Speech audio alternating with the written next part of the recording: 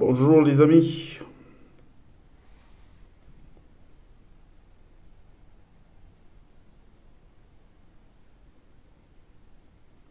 est-ce que vous êtes là? Allez,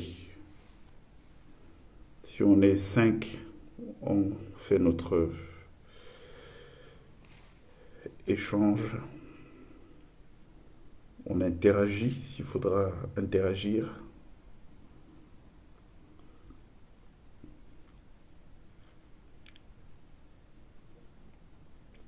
On partage l'essentiel.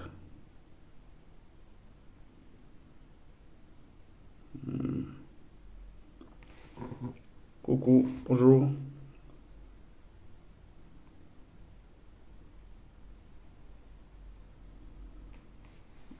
Bonjour, chers amis. On va prendre quelques petites minutes pour parler, pas trop long. Parce que malheureusement j'ai un dîner tout à l'heure, donc il va falloir que j'y aille. Mais on va échanger rapidement sur la question de la fiscalité. Donc pour parler comme au quartier, pour cette histoire d'impôt au Cameroun, qui est en train de gêner pas mal de gens. Et en premier, les usagers, les consommateurs camerounais. Ok. Donc voilà, si on est à, on va y aller sans tarder. Et puis voilà, les autres, ceux qui le souhaitent, pourront réécouter plus tard. Est-ce que vous m'entendez très bien? Le son est nickel ou pas? Merci de me dire bonsoir, monsieur Win Binak, leader syndicaliste. Des gens qui ont mené des vrais combats pour la question syndicale. Et c'est pour ça qu'il est important d'avoir dans le parcours de décideurs des personnes qui ont une expérience internationale comme lui, parce que ça vous laisse quand même, on peut tout dire, on peut dire tout ce qu'on veut, mais ça laisse quand même certaines traces en termes de probité, d'avoir été chez les autres dans le monde, de voir comment les autres travaillent. C'est toujours un avantage. C'est pas pour dire qu'on n'a pas une qualité de formation intéressante. Chez nous, au Cameroun, c'est pas ce que je dis. Mais je dis que c'est bien, puisque tous ces modèles-là que nous avons dans notre société sont des modèles qu'on a calqués ailleurs. Donc il vaut mieux avoir été formé directement dans cet ailleurs pour avoir une autre approche, une autre façon de penser et de concevoir les choses. Donc l'histoire des centrales syndicales et celles du Cameroun, elles sont toutes alignées, on le sait. Hein. La plupart du temps, les principaux, certains leaders de ces mouvements syndicaux mangent à la gamelle du pouvoir. Et donc, du coup, leur jeu de mouvement de pression, c'est un jeu qui prend du plomb dans les ailes.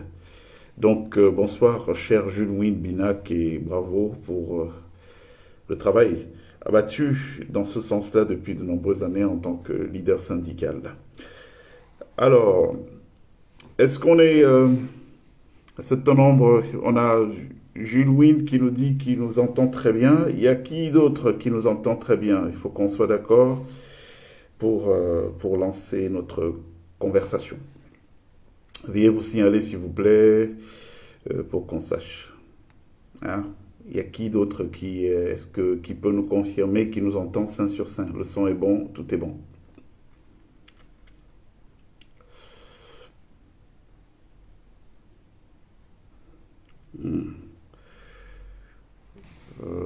Je ne vois pas de signalement d'autres personnes nous infirmant ou confirmant que nous sommes entendus très bien.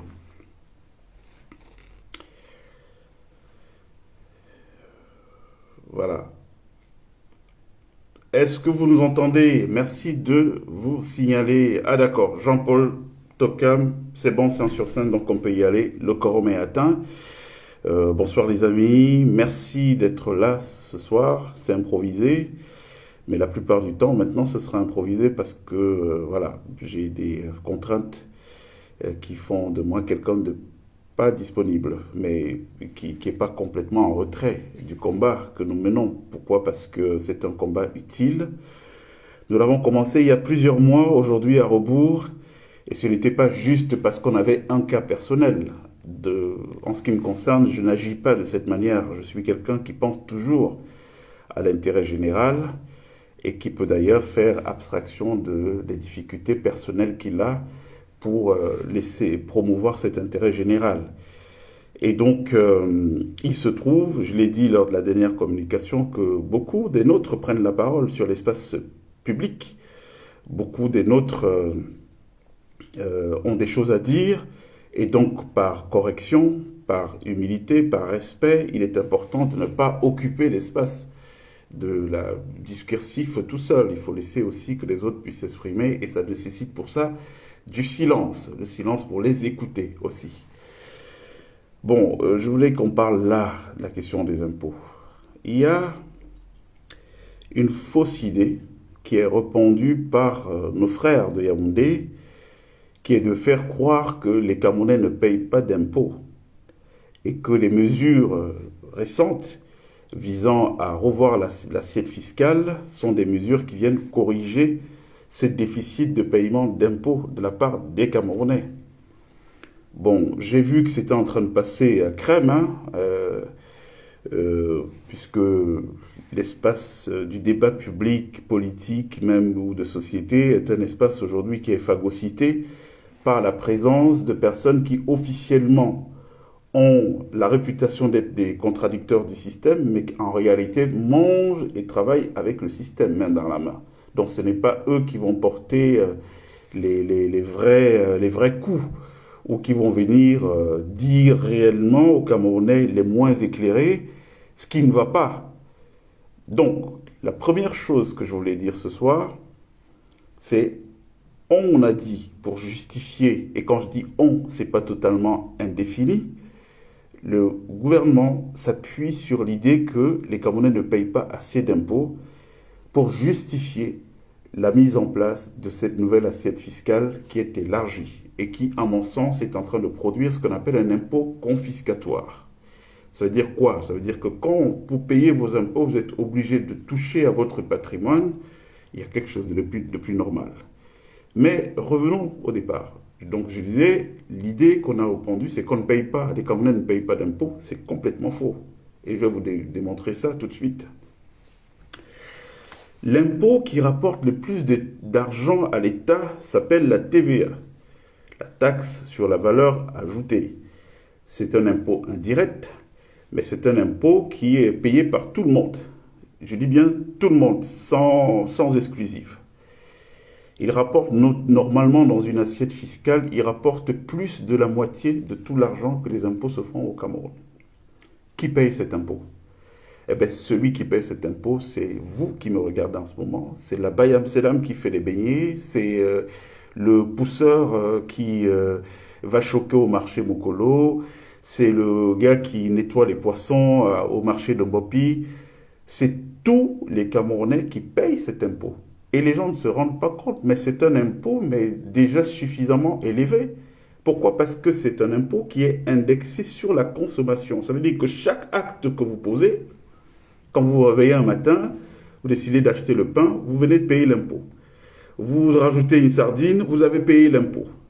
Vous voulez vous déplacer pour aller là-bas, le montant du taxi que vous payez a une TVA inclue à l'intérieur parce que le taximan, il paye le carburant. Le carburant est taxé avec la TVA et le prix de cette TVA est répercuté sur le prix du consommateur final qui est la personne qui prend le taxi. Alors, je vous fais une autre démonstration plus simple. Vous voyez la maman qui vend les beignets avec le haricot, la bouillie et tout. Je vais vous montrer les différentes structures de taxation dans cette simple activité. Pour faire les beignets, elle achète la farine, elle paye la TVA sur la farine. Elle achète de l'huile, elle paye de la TVA sur l'huile. Elle achète le sucre, elle paye la TVA sur le sucre. Elle achète la levure, elle paye la TVA sur la levure. Elle va acheter le pétrole, en considérant qu'elle fait ses beignets au feu de bois, elle paye une TVA sur le pétrole. Vous vous rendez seulement compte à ce niveau, le niveau de la maman. le nombre de taxations qu'elle a, juste pour exister, pour que son activité existe. Alors quand on dit que les Camerounais ne payent pas d'impôts, de quel impôt on parle? Moi je pense qu'on est encore face à une fumisterie qui ne dit pas son nom, mais qui profite du fait que la quasi-totalité des leaders d'opinion politique aujourd'hui au Cameroun sont inféodés au système. On ne le dit pas parce que c'est très très bien organisé et c'est de bonne guerre. Hein. Le système fait ce qu'il fait pour se maintenir. Ça, c'est leur responsabilité aux Camerounais de faire ce qu'il faut pour leur bien-être. Et le bien-être des Camerounais commence déjà par l'accès à la connaissance réelle des choses qui se passent. Donc j'ai entendu le débat, je n'ai entendu personne dire que mais non, c'est faux. On paye beaucoup d'impôts, les Camerounais sont même surtaxés. Parce que quand vous voyez la structure des prix, vous prenez un billet d'avion. Au Cameroun, vous avez déjà la TVA qui est indexée, vous avez d'autres taxes qui sont indexées dans le billet d'avion. Aujourd'hui, on vous dit que, en plus de ce qui était déjà payé, on va vous mettre un timbre de 40 000 francs CFA par voyageur, 40 000 francs CFA par voyageur en classe économique, 75 000 de timbre pour le voyageur en classe affaires, donc qui viennent se rajouter déjà aux impôts existants qui étaient payés par les Camerounais. Il y a un problème. Je vais vous raconter une histoire. J'étais au Sénégal en 2016, j'ai fait un grand programme là-bas qui m'a pris 2-3 mois de tournage et qui m'a mis au cœur de la réalité du développement sénégalais. Vous pouvez regarder sur Internet, l'émission c'est Africa Time, Plan Sénégal émergent. Et dans le cadre de ce programme, donc je me suis retrouvé à sillonner le pays et je suis arrivé sur quoi? Et bim, sur l'aéroport international de Diass.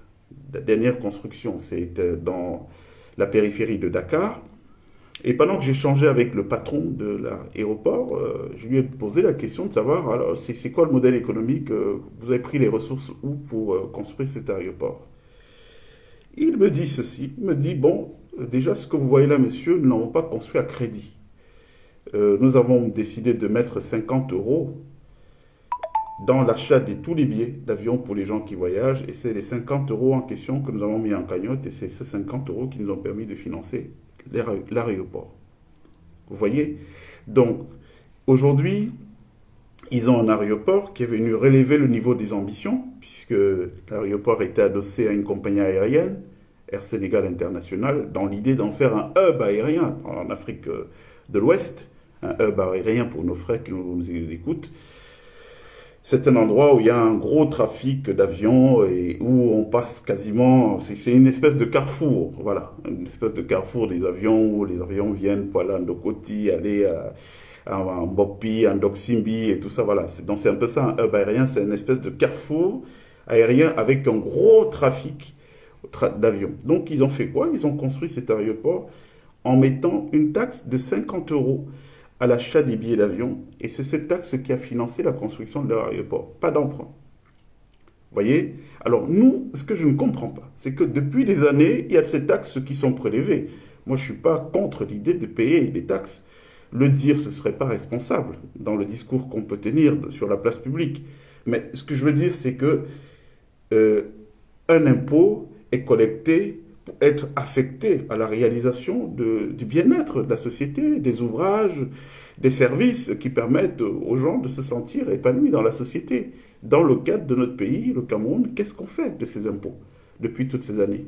L'argent va où? De manière très concrète. Puisque vous êtes sur des villes qui ne sont pas éclairées, qui n'ont pas d'eau, qui n'ont pas de... Même quand il y a des routes, il n'y a pas de trottoir, vous avez des accidents.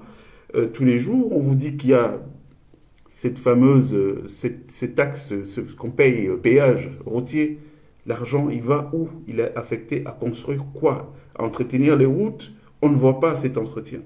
Alors, tous ces nouveaux impôts qui s'accumulent, alors que les précédents ne sont pas déjà justifiés. Qu'est-ce qui justifie qu'on paye l'impôt dans un pays comme le Cameroun? Puisque cette collection, comment dire, cette collection de l'argent public, donc on collecte de l'argent, n'est pas traduite par la suite par une offre de services financée par. Donc qu'est-ce qui justifie le paiement des impôts au Cameroun? À quoi sert cet argent? Où va-t-il? Voilà, moi je vais vous dire où il va cet argent. Cet argent, il est affecté au train de vie dispendieux de notre État. Quand vous voyez une seule personne dans un service où vous avez des écarts salariaux de plus de 100%, 1000%, je voulais dire, parce que quand vous avez un directeur général dans une entreprise camerounaise qui touche 10 millions ou 15 millions de salaire, et que dans son même travail, vous avez des plantons qui sont à 50, 60 000, c'est un scandale. Comment on vit avec 50, 60 000 dans un pays avec le niveau d'inflation que nous avons au Cameroun aujourd'hui? La vie chère, les prix qui explosent et tout, c'est juste pas possible. Donc cet argent qui est prélevé sert à quoi? Il sert à financer le train de vie de l'État qui est dispendieux. Et quand on dit de l'État, ce n'est pas vous, ce n'est pas nous les petites personnes. Non, c'est les gens qui sont au sommet. C'est pour qu'ils aient 6 gardiens, qu'ils aient 2 femmes de ménage, des maîtres d'hôtel et tout. Mais qu'est-ce que ça rapporte au Cameroun? En fait, d'avoir un Camerounais, du caviar pour certains, et pas d'eau pour tout le reste. Ça ne nous rapporte rien. Donc, à la limite, aujourd'hui, ce niveau de vie doit être questionné. Donc, moi, je suis personnellement contre l'idée, aujourd'hui, d'un élargissement de l'assiette fiscale. C'est juste un scandale, hein, parce que là, on arrive dans quelque chose où vous avez des gens qui ont touché de l'argent public pendant des années pour avoir des rythmes de vie où vous envoie des enfants passer des vacances au bout du monde et tout. Et ces gens-là, ils n'ont pas en réalité utilisé cet argent pour créer ce qu'on appelle des effets multiplicateurs. C'est quoi l'effet multiplicateur? Il faut qu'on soit très terre à terre, que les gens comprennent. Quand on va sur un marché prêter de l'argent, on prête de l'argent qui doit être remboursé avec des intérêts. Pour générer ces intérêts, il faut créer de la valeur avec l'argent qu'on a créé. C'est cette valeur qu'on appelle l'effet multiplicateur. C'est-à-dire que, par exemple, on emprunte, mettons 1 million de francs pour construire l'autoroute Yaoundé-Bafoussam. Alors, cette autoroute Yaoundé-Bafoussam, quand on fait calculer les banquiers, on voit qu'en payant 100 francs de péage par jour, par voiture, et bien très rapidement, au bout de 5 ans, on aura remboursé les 1 million qui ont été empruntés pour faire cette autoroute. Mais en plus de ces 1 million, l'autoroute aura généré 1 million d'autres de plus. C'est ce 1 million de plus qu'on appelle la valeur. C'est cette valeur qui est créée. Maintenant, dans cette valeur qui est créée, il y a une part qui va au remboursement des intérêts de la dette qui a été contractée. Et puis, il y a l'autre part, maintenant qu'on garde, c'est la richesse qui peut maintenant être affectée au développement d'autres activités. On peut se dire, bon, on est suffisamment riche. Bon, maintenant qu'on a des routes, bon, on va essayer de construire un réseau d'énergie décentralisé. Ça veut dire que normalement, les problèmes de courant qu'on a au Cameroun aujourd'hui ne devraient pas se poser si on était parti sur des solutions décentralisées. Ça veut dire qu'une ville comme Yaoundé doit avoir sa solution d'électricité énergique à part. Une ville comme Balmayo doit avoir sa solution à part, sans minima, ainsi de suite. Ça permet quoi? Ça permet en termes d'efficacité qu'on n'est pas un pays qui est plongé dans le noir dès qu'il y a une panne qui touche un secteur. Pourquoi? Parce que toute notre énergie est concentrée sur une seule solution, sur une seule ressource. Vous voyez?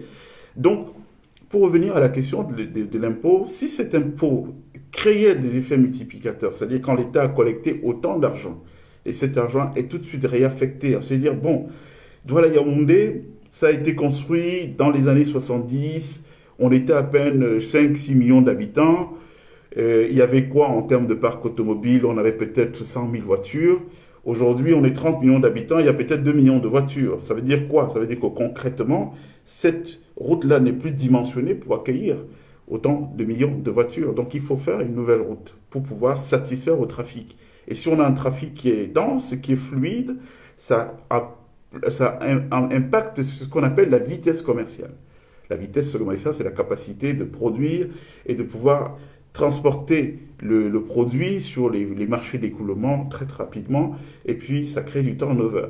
Ce qui se passe aujourd'hui, c'est quoi? C'est que vous avez la maman qui produit la tomate ou je sais pas moi quoi à Okola. Elle finit de produire cette tomate à Okola, il faut faire arriver à Yaoundé.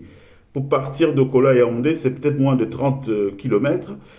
Mais vous allez voir que la qualité de la route est tellement exécrable que pour faire 30 km, elle peut se taper 3-4 heures de route. Le temps d'arriver à Yaoundé, puisqu'elle est sur la production d'une denrée périssable, la tomate commence à accuser le coup. Le temps d'arriver à Yaoundé, de s'installer au marché de Mokolo, de commencer à vendre, son produit commence à s'affaisser. Et donc, en fin de journée, à 18 heures, avec le voyage et tout, si elle n'a pas vendu un certain nombre, puisque le marché de Mokolo n'est pas aussi dimensionné pour recevoir, accueillir un trafic en termes de personnes, de clients, de consommateurs, donc elle va se retrouver avec une tomate qui pourrit. Oui, elle a fini le peu qu'elle a pu vendre, bon, elle se fait de l'argent, l'autre peu, c'est perdu. C'est pour ça que quand vous allez dans ces marchés, vous voyez les mamans abandonner les produits en soirée. Or, si on avait utilisé l'argent de l'impôt au Cameroun, par exemple, pour dire, bon, allez, depuis 40 ans, maintenant, on va faire en sorte que tous les surplus d'argent qui sont générés sont affectés à l'investissement prioritaire sur les infrastructures. Donc, on va construire des autoroutes. Nous sommes séparés du Nigeria, qui est un marché de 250 millions d'âmes, vous vous rendez compte? Nous avons la même frontière qu'eux. Donc, on va déjà essayer de rendre le Nigeria à 3 heures de route de nos plus grandes capitales, Douala, Yaoundé, Bafoussa. Et donc, il faut qu'on soit à 3 heures du Nigeria. Pour être à 3 heures du Nigeria, il nous faut une autoroute de 6 voies. 3 voies de tous les côtés. C'est finançable, sans même avoir besoin de recourir à l'endettement. On finance ça, on sait quoi? On sait qu'en finançant ça, la Mandokola, qui n'avait pour unique marché que le marché de Yaoundé pour écouler sa tomate, elle va désormais avoir un marché de 250 millions de gens qui demandent à consommer, à acheter. Et ce marché va être à 3 heures de chez elle, parce que, allez, dès que c'est produit, ça monte sur l'autoroute, et puis bim, on est aux portes du Nigeria, où on peut construire des espèces de rungis, des gros marchés gigantesques. Alors ça, c'est des choses qui peuvent être faites. On peut faire un rungis, un grand marché à chacune de nos frontières avec les pays environnants. Un grand marché à la frontière nigériane, un grand marché à la frontière tchadienne, un grand marché à la frontière équato-guinéenne Gabon, un grand marché à la frontière congolaise. Quand je dis grand marché, vraiment grand marché, des vraies infrastructures avec des grandes chambres froides pour entretenir les produits et tout. Et ça seulement, ça vous lance un pays. Ça seulement, ça vous lance un pays. C'est-à-dire, on n'a même pas besoin de faire de magie. Je ne vais pas parler d'autres secteurs. On va se limiter à ça. Mais donc, pour revenir à la question de l'impôt, pour ne pas trop s'éparpiller, c'est que c'est de l'argent qu'on a donné à des gens pour qu'ils achètent des maisons aux États-Unis, à gauche, à droite, qu'ils multiplient l'ouverture des comptes dans les paradis fiscaux. Ils vont garder l'argent dans les banques ailleurs, donc l'argent est stocké, et un argent qui va être perdu. Parce que la mauvaise nouvelle que je vous annonce, c'est que ce qui se passe, et quand je vous parle d'autorité. Pourquoi je vous parle d'autorité? C'est parce qu'à la différence de beaucoup de nos frères qui sont au Cameroun, même ceux qui sont dans la gestion du pays, très peu ont expérimenté la perte du pouvoir. Moi, j'ai plein d'amis qui ont été présidents, qui ministres dans des gouvernements qui sont tombés. Et je sais ce que c'est un gouvernement qui tombe. C'est la débandade générale. Tous les gens, toutes les banques dans lesquelles on ouvre des comptes, peu importe qui est le prête-nom, on sait quelle est la personnalité qui est derrière. Ils le savent, mais qu'est-ce qu'ils font? Puisque personne ne refuse l'argent, on laisse que l'argent rentre. C'est sortir l'argent. Après, quand les gouvernements ne sont plus là, c'est là tout le problème. C'est la croix et la bannière. Parce que comme on sait que c'est tel ministre, c'est tel président, c'est le fils de tel, on sait qu'ils ne peuvent pas légalement justifier de posséder un tel patrimoine. Bon, mais on a besoin de l'argent, donc quand l'argent arrive, la banque le prend, il va faire des placements, générer de la valeur autour de ça, en attendant quoi? En étant en embuscade, en attendant juste le jour où ils vont entendre que, ah, tel pouvoir est tombé, ils sont plus là, et puis, bim, c'est un petit algorithme qu'on utilise pour dire, bah, le compte là ne paye plus. Donc vous allez avec votre carte comme un petit con, dans un distributeur, vous choquez, et puis on vous dit non, contactez votre banque.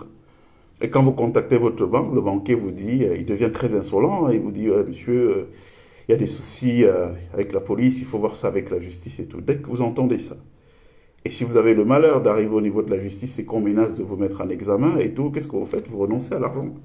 Je ne vous parle pas des choses qu'on raconte, des fantasmes, je vous parle des choses que j'ai vécues aux côtés d'amis qui ont été dans la situation de gouverner. Et donc vous n'avez plus aucun recours, plus rien à faire, puisqu'on vous menace clairement On vous met en prison, là, des gens vous arrêtent, détournement de biens, mal acquis et tout, ou vous faites pas de bruit, et puis bon, l'affaire finit comme ça. Et donc vous allez vous retrouver, 2, 3, 4 ans après une perte de pouvoir, vous trouvez les gens ici, ils sont complètement dingues. Ils n'ont plus un seul sou. Parce que les endroits où ils pensaient être en sécurité, où ils pensaient avoir sécurisé leur argent, sont des endroits où on avait créé un schéma pour leur pensionner cet argent.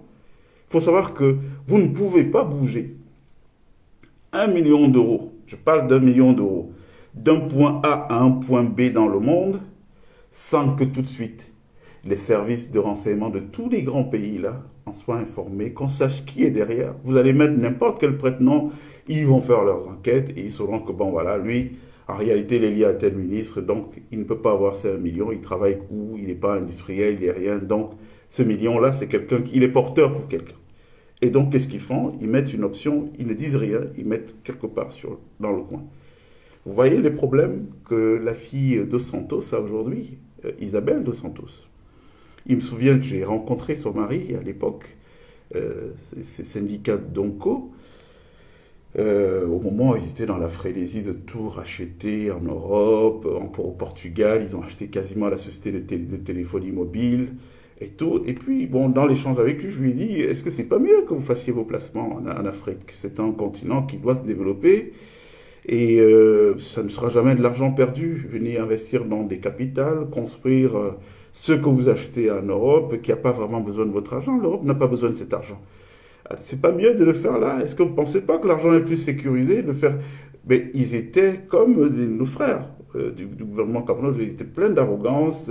Enfin, bon, lui, il n'était pas un type arrogant, c'était quelqu'un de très poli, charmant, avec une très, très, très, très belle tenue, mais beaucoup d'assurance. Non, mais voilà, l'Europe, c'est le vieux continent, on va miser de l'argent là-bas, parce que c'est stable, peu importe ce qui se passe, on aura. Moi, j'ai souri.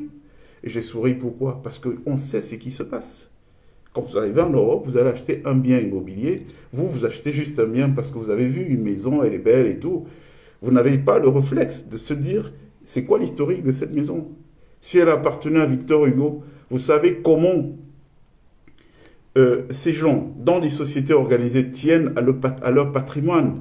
Parce qu'il y a et les aspects spirituels et compagnie qui rentrent autour de ça. Une maison qui appartenait à Victor Hugo, vous pensez que la France va vouloir s'en séparer? Par exemple? Ben non. Mais sur le moment quand il y a besoin d'argent, on va prendre votre argent. Mais on saura à un moment donné comment la récupérer. Donc, ces gens-là, ils n'ont pas toujours ces expertises. Et comme ils sont sur un rapport de méfiance avec leurs frères qui ont des accès dans certains agoras, donc qu'est-ce qu'ils font? Bon, ils se livrent à pied et poings. Bon, il y a telle maison, bon, je vais acheter et tout. Sans connaître l'histoire. Sans savoir que, bon, ce truc-là, si je l'achète, ça ne sera jamais mon bien à moi. À un moment donné, les impôts, on va le récupérer d'une manière ou d'une autre. Et donc, ça donne quoi? Ça donne que, en réalité, nous devons être doublement tristes. C'est-à-dire que l'argent de nos impôts, notre fortune publique, qui aurait pu servir et qui peut servir à construire le développement chez nous, eh bien, cet argent-là est privatisé par nos frères qui sont dans l'action publique, sauf qu'ils le privatisent, ils ne vont même pas en profiter. Ils vont faire quoi? Ils vont aussitôt le placer dans des comptes de banques à l'étranger qui les identifient aussitôt comme étant des gens qui ne pourront jamais justifier leur argent et des gens à qui on va récupérer cet argent. C'est pour ça que vous voyez beaucoup de chefs d'État qui ont été liés par le passé dans le président des pays africains qui se retrouvent sur la paille, sans argent. Oui. Pourquoi? Parce qu'il va suffire. Regardez, c'est quand, hier ou avant-hier, que j'apprenais qu'un frère de Blaise Compaoré, François Compaoré, qui a été maire de Ouaga, s'est retrouvé dans une situation où il vit en France depuis que le pouvoir est tombé. Il décide d'aller voir son frère à Abidjan. Et au retour d'Abidjan, il arrive à l'aéroport, il dit que non, le visa français qu'il a est annulé. Ça veut dire quoi? Ça veut dire qu'il se retrouve dans une situation où il est obligé, il est un type qui ne peut plus rentrer en France. Donc ça se passe de cette manière. Pour des gens qui n'ont pas de respect pour leur pays, qui n'ont pas de respect pour leur peuple. Parce que quand on a du respect pour son pays, on peut même taper dans la caisse. Ça peut arriver. Mais quand on tape dans la caisse, si on a du respect pour son pays, si on a du respect pour son peuple, on réinvestit au moins une partie de ce qu'on a gagné, taper dans la caisse pour construire le développement. Parce qu'il nous est préjudiciable à nous tous d'avoir un pays qui ne marche pas. Est-ce qu'ils ne construisent pas les routes? Est-ce qu'ils n'empruntent pas ces routes-là? Ils empruntent ces routes. Dernièrement, j'ai vu un haut responsable camerounais se plaindre parce qu'à la faveur d'un déplacement qu'il avait fait dans l'arrière-pays, il s'est rendu compte du niveau de désastre, du côté désastreux de nos infrastructures routières. Il a commencé à s'en plaindre, mais c'est l'état dans lequel le Cameroun est en train d'être plongé aujourd'hui par la gouvernance actuelle. Mais qui va payer? On va tous payer. Tous.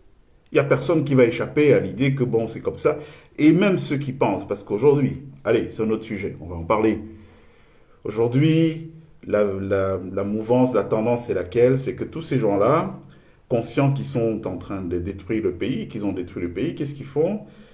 Ils achètent les nationalités étrangères pour eux et leurs familles.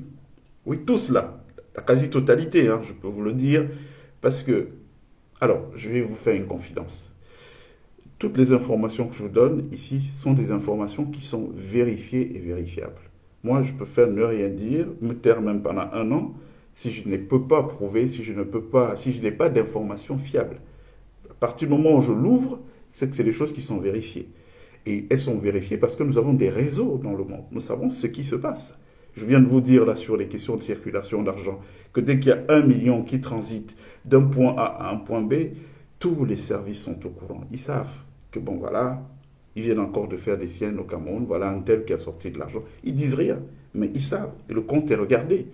Ils attendent juste le moment fatidique. C'est pour ça que vous allez voir que j'entends les Camerounais dire l'État est debout, après Biya sera Biya. Mais même nos partenaires internationaux n'ont pas intérêt à ce qu'après Biya ce soit Biya. Parce que tout l'argent qui est gardé dans les paradis fiscaux qui leur appartiennent d'une certaine manière, ben, ils voudront bien à un moment donné mettre la main sur cet argent. Quitte à ce qu'ils soient les instigateurs de la fin du système. Parce que la fin du système va arranger beaucoup d'intérêts et amener à quoi? Eh bien, amener à mettre la main sur cet argent. Donc, rassurez-vous, hein, moi j'ai vu Blaise Compaoré au Burkina Faso à l'époque, c'était the parrain de l'Afrique de l'Ouest. Vous ne pourriez rien faire là-bas. On vous disait non, il faut voir le parrain pour avoir sa bénédiction. Même lui-même n'aurait jamais pu imaginer qu'il se retrouve dans une situation un jour où il ne peut pas sortir de la Côte d'Ivoire, il ne peut pas aller en France, il ne peut pas avoir de visa français. Lui-même n'aurait pas pensé ça. Parce que c'est quelqu'un qui a été au service tout le temps des rapports avec l'ancien colonisateur. Mais on a vu ce que ça a donné. Parce que l'ancien colonisateur, lui, il a un karma de peuple qui travaille.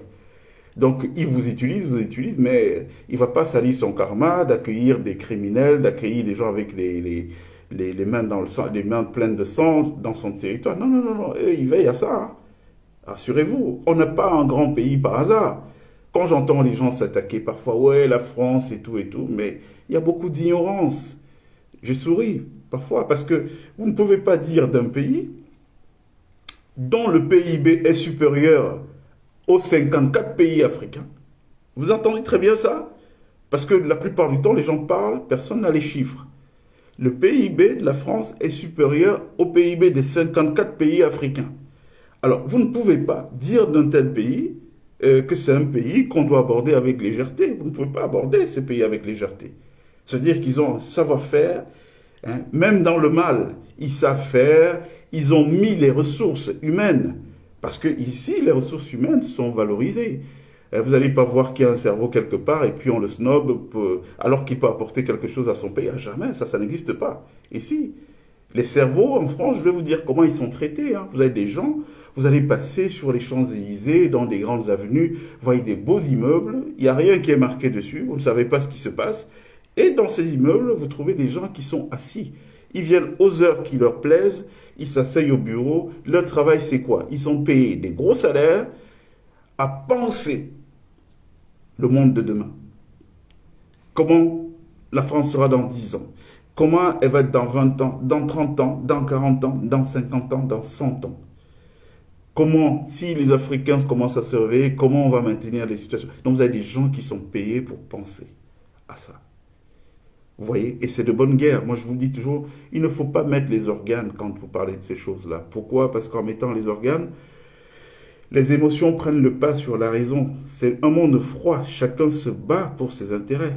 Si nous étions à leur place, nous ferions les mêmes choses. Dieu nous a créé un déséquilibre de base, qui est que nous n'avons pas des ressources naturelles, nous n'avons pas de l'or, du pétrole, du diamant. Comment on fait pour s'en sortir si on ne fait pas appel à nos cerveaux? Donc, si on avait été à leur place, on ferait exactement la même chose pour nous en sortir. Donc, il ne faut pas aborder les choses avec les émotions, avec les organes. Ouais, tiens, c'est comme ça. Parce que jusque-là, c'est ce que nous faisons. Tous les débats que vous n'entendez personne vous parler de manière très calme et pondérée de la situation. La situation, c'est celle-là. On a un pays qui a un PIB tout seul supérieur au PIB de 54 pays africains. Ça veut dire que si vous voulez vous lever pour le combattre, il faut vous lever très tôt. Et commencer à bien réfléchir, comment ils ont fait, comment ils travaillent. Et moi, à mon sens, il faut d'abord s'inspirer, il faut copier, il faut prendre le temps de travailler. Et aujourd'hui, il ne faut pas envisager le monde toujours dans les antagonismes, parce qu'envisager le monde dans les antagonismes crée de la fragilité de part et d'autre. Oui, parce que pendant que vous pensez que non, l'autre est l'autre, donc on doit le taper, il ne doit pas être avec nous, mais l'autre, si vous, son intérêt c'est qu'il soit chez vous et tout, il va tout faire pour être présent chez vous. Et s'il a plus de moyens, s'il a les moyens de vous envoyer des épidémies, de vous envoyer des guerres, pour que vous soyez fragile, pour que lui soit là, mais il va le faire. C'est de bonne guerre. Alors que peut-être si vous étiez dans une autre démarche, de dire, bon, il est fort, on peut plutôt faire avec lui. Bon, on a tel secteur qu'on ne maîtrise pas. Parce que ne nous mentons pas. L'Afrique est à ce niveau.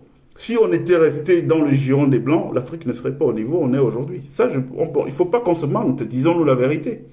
On aurait évolué. Ça nous a apporté quoi? De prendre de tout un tas de notre souveraineté, de le confier à des gens qu'on pensait qui sont nos frères et qui se comportent exactement comme des ennemis. Qu'est-ce que ça nous a apporté? Ça ne nous apporte rien. Hein? On a des gens qui ont la peau noire, qui ont les noms de chez nous, qui parlent les mêmes langues que nous, mais qui se comportent pire que des ennemis du pays. Donc ça apporte quoi? Ça n'apporte rien du tout. Donc bref, il faut mettre beaucoup de réflexion et puis de pondération quand vous devez approcher ces sujets-là. Donc, pour revenir à la question des impôts, et on va clore avec ça, comme je l'ai dit d'entrée de jeu, rien ne justifie le paiement d'impôts aujourd'hui au Cameroun. Parce qu'on a un État failli, et on n'a pas un État failli parce que les Camerounais n'ont pas contribué. Les Camerounais se sont battus chacun à son niveau. Vous vous rendez compte? On fait payer à la maman qui vend sa pauvre tomate à Okola. Donc quand elle a fini de vendre là, au marché de Mokolo, elle va prendre là dans cet argent pour acheter une boîte de sardines. Dans la boîte de sardines, elle est taxée à la TVA. La pauvre maman. Elle va prendre son argent pour payer la TVA sur le transport parce qu'elle doit rentrer à Okola et paye. Et puis on ose dire que des gens, un peuple comme ça, c'est un peuple qui ne paye pas d'impôts. Mais c'est des fadaises. Arrêtez de raconter des fariboles.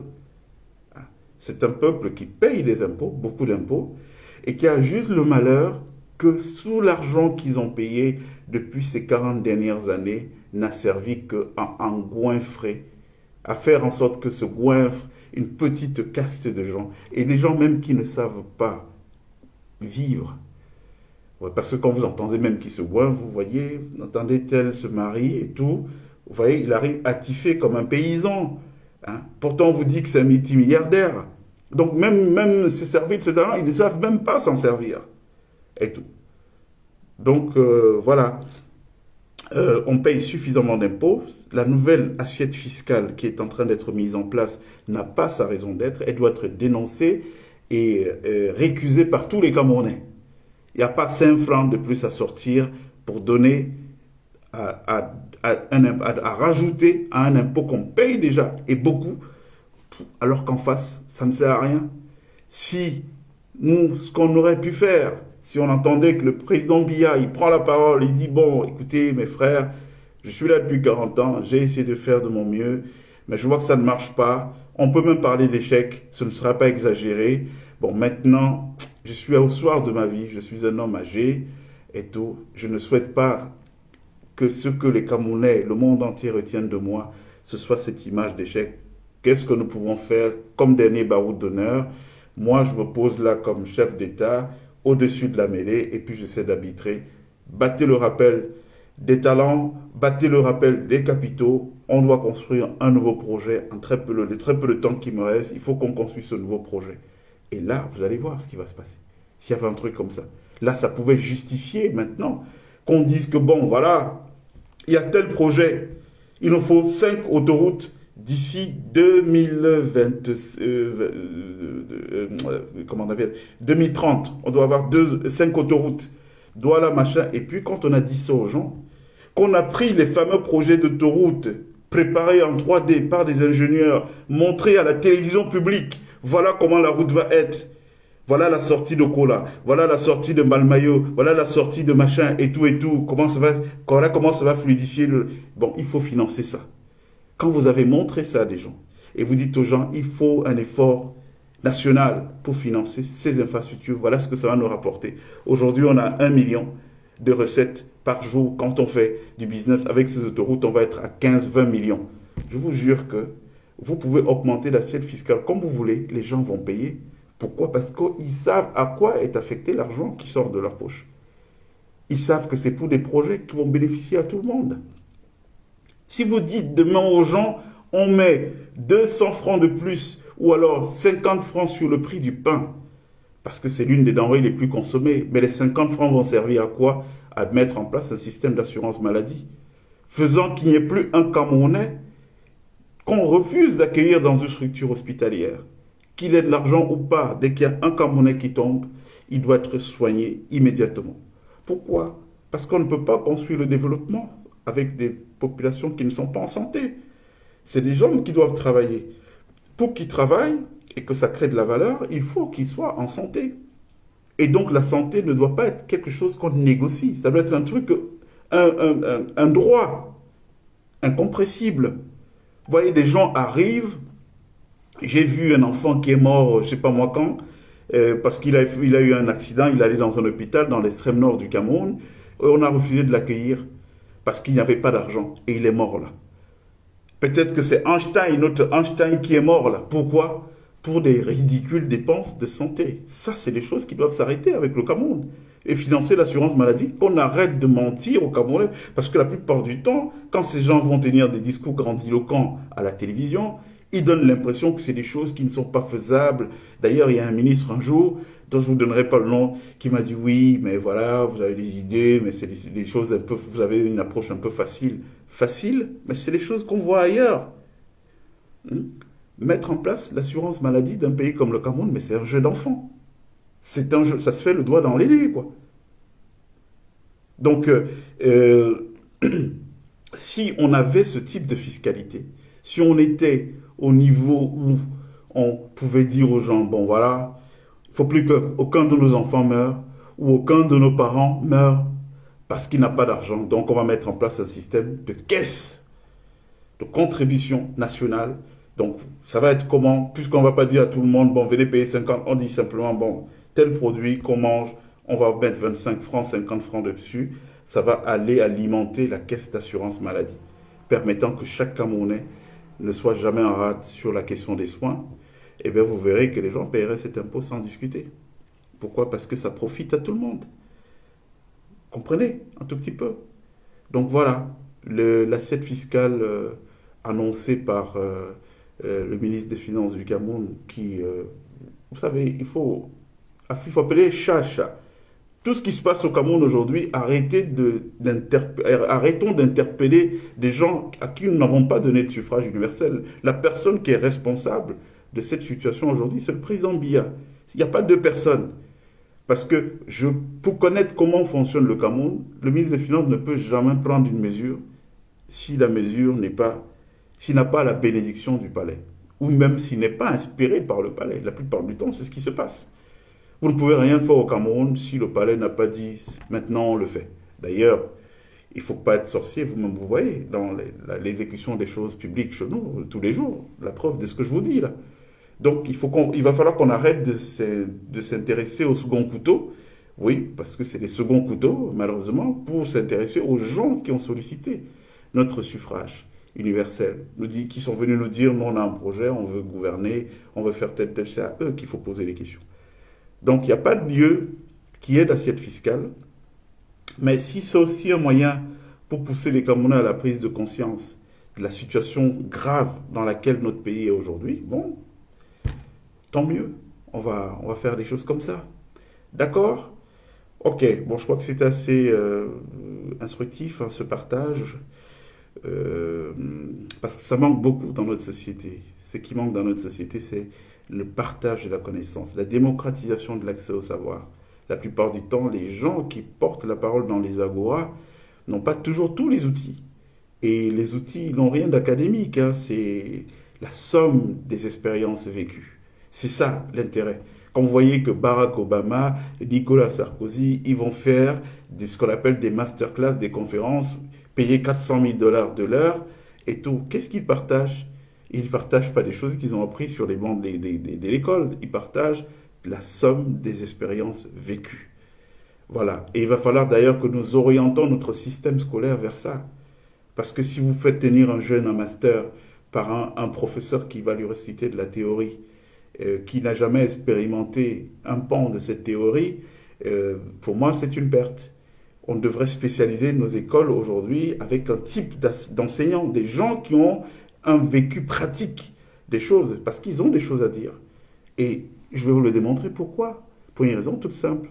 La raison c'est que ceux qui ont créé ces diplômes, le type qui a inventé le bac, lui-même, il n'avait pas le bac. Ça reconnaît quoi implicitement? Ça reconnaît implicitement que la connaissance qu'il détenait avant est supérieure au parchemin qu'il a créé. Donc il faut mettre en avant aujourd'hui des gens qui produisent de la vraie connaissance. C'est de ça que nous avons besoin pour être des gens dans l'efficacité. D'accord? Voilà. Donc, toujours un plaisir de partager avec vous quelques-unes des choses, des expériences que j'ai vécues dans le monde, des choses que j'ai vues ailleurs et que je pense qu'ils peuvent être duplicables dans notre pays. Il n'y a pas, il y a rien de sorcier. Ok, les amis, merci beaucoup. Je vous souhaite une bonne fin de semaine, donc bon week-end, bonne fin de week-end, bon début de semaine. Et puis, je crois que je ferai une communication à la fin de l'année qui va être un tout petit peu un petit bilan de notre année sur le plan personnel, sur le plan de l'Afrique, de notre pays, voir comment les choses ont marché, ce qui n'a pas marché, et puis rendre aussi les hommages à des gens qui se sont distingués dans mon panthéon personnel et dans la vie de nos frères, de nos concitoyens. D'accord? À bientôt. N'oubliez pas, il fera beau au Cameroun. Hoha, hoha, il fera beau au Cameroun. Merci, à bientôt.